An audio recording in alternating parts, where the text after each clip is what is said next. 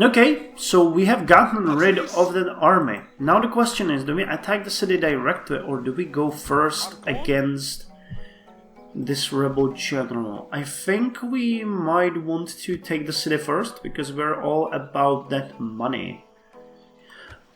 And in the meantime, I'd like to see how this city is defended. Okay, Olbia will be an easy target, so we should be okay here. Alfapiomega Skyphia. And what about this city? Let's go there, and then we're gonna search this area.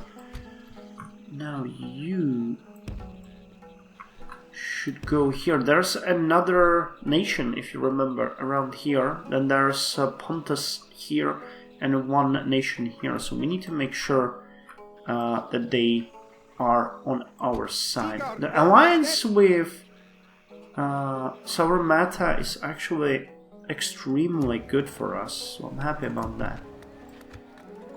Let's keep it at low tax rate. They still haven't done any damage to our income, so I'm happy about that. We're gonna get quite a lot of money for the foreseeable future. Chersonesus, next target for our expansion. Now, the money will be a bit of an issue, that's for sure, but as we hemorrhage troops and we gain cities, it's gonna eventually level out. I'm pretty certain about that, but it's a question of when and how. So we need to be fast. And agile, of course.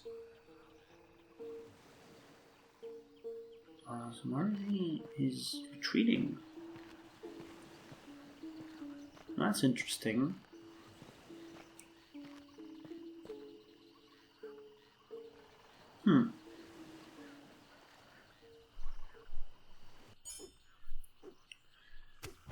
So, this year in history.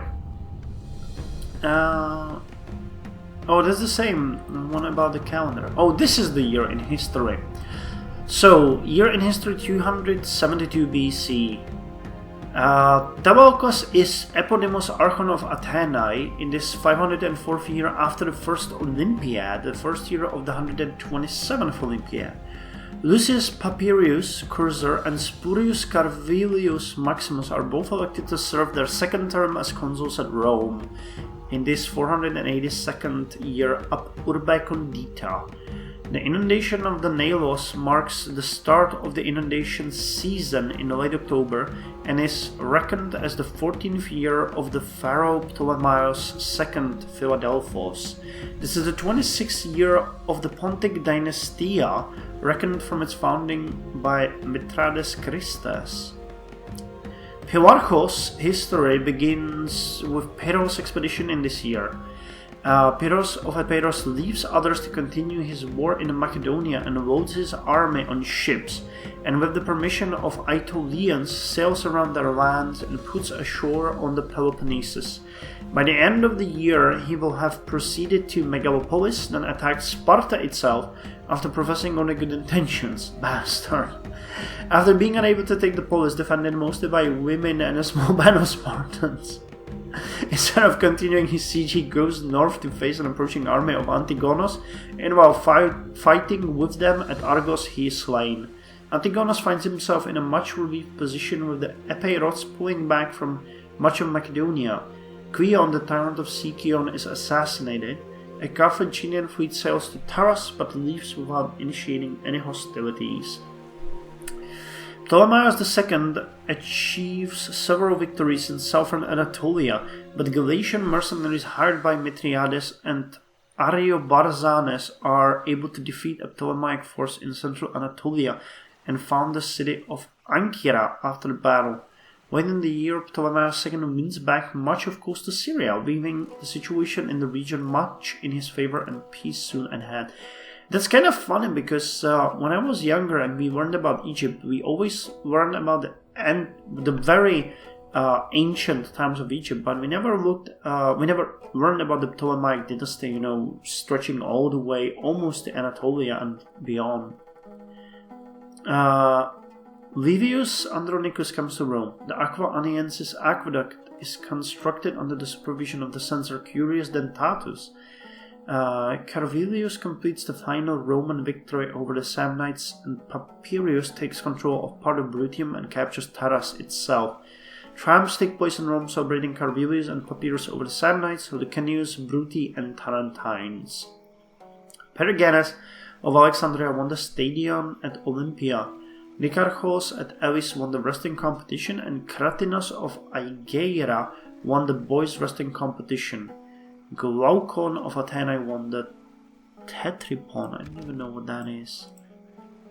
Okay, so this guy seems uninterested in us, which is good, because we're gonna lay siege to his city. We're gonna get 2 rams, but we're actually gonna wait for them to surrender, because that's a way better way how to deal with this. What's our financial situation? -7,000. Well, damn the eye. Okay, so what about... Oh, this is also a nomadic city, or a nomadic camp. Gold right. Independent region.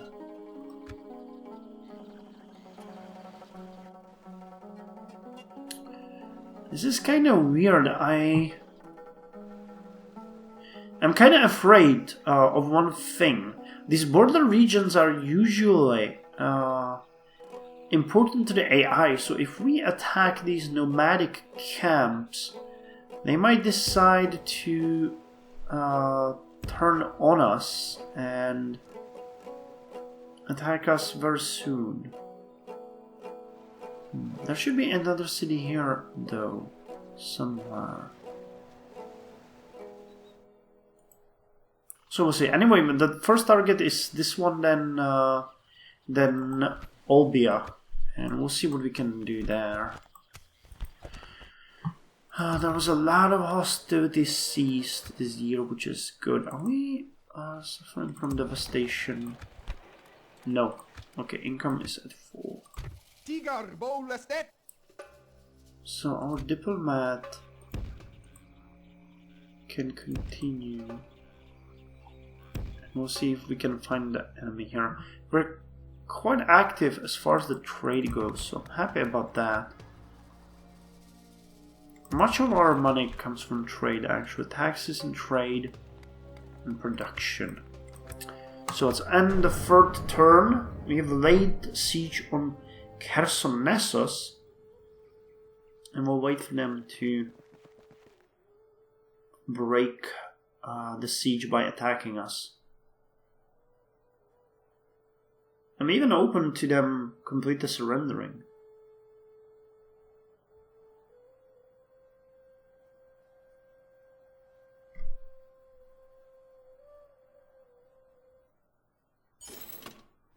Okay, the winter has came. Diplomatic information. Pontus has a truce with Ptolemy, and Koinon Helenon with Epeiros. Okay, we're still losing money.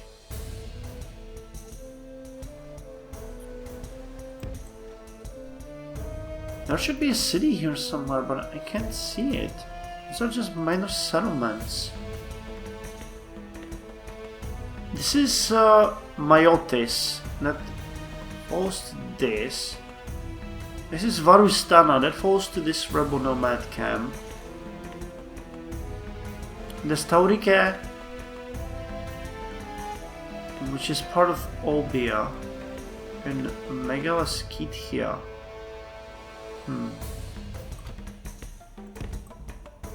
I'm confused. More Eleuteroi.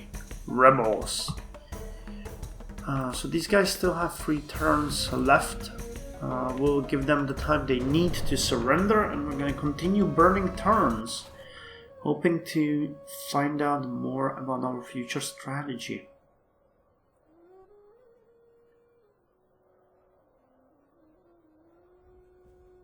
Now, understandably, we can't continue burning turns like this forever, because we really need to gain a lot of money.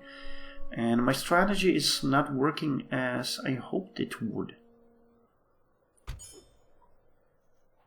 So let's see. End of turn report. Yeah. One thing that's actually interesting is that Callisto is still unmarried, so I'm hoping that she might marry soon. We could definitely use a new governor. We have one here, and after we finish this city, we're gonna have to leave Diodoros here. Yeah, they're losing a lot of troops every season. Could I... Okay, so here is Kutai... Oh, Kutatise. Interesting. How well defended is it? Not all that well, but... I'm really certain there has to be another city here somewhere. How? These are all nomad camps, so don't tell me that there's nothing here to... Well, I guess it might really be that way. So after we take Chersonesos and Olbia, we might have to march all the way here to lay siege to this city. Anyone here know? Oh yeah! Owned by Getai. Okay, we have finally found them. But just barely. Just barely.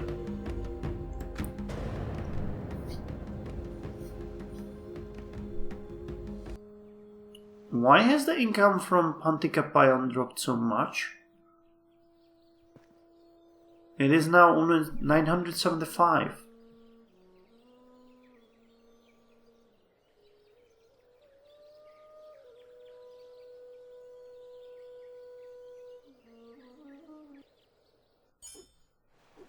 $976. Oh no!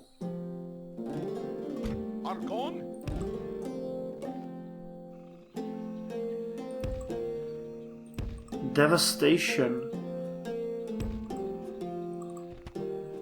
But they didn't enter our territory. What happened there? I'm not entirely sure. And hostilities cease. Senatus Popuska Romanus Apeiros. They should